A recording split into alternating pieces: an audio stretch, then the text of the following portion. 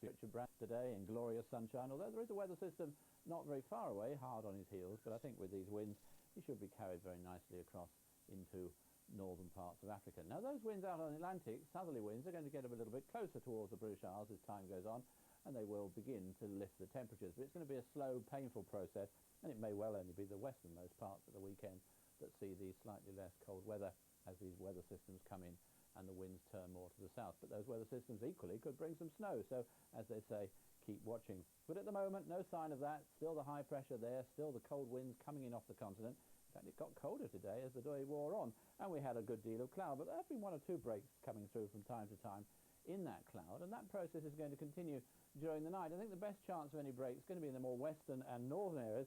Still these light flurries of snow from time to time in eastern and southern parts of the country, just giving a dusting, but even so, some of those pavements and roads could turn a little bit slippery. It is going to be a very cold night, a widespread sharp frost just about everywhere, and where those skies clear for any length of time, temperatures dipping really low and a patch or two of freezing fog to go with it. And those patches of freezing fog may well be quite reluctant to clear tomorrow, but a very similar day really by and large across the whole country.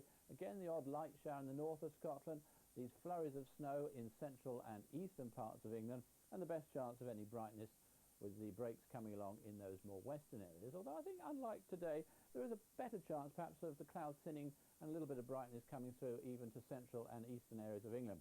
That wind still there though, cold wind, easterly wind, a raw wind, especially across the southwest and the Channel Islands, because that's where the wind's going to be at its strongest.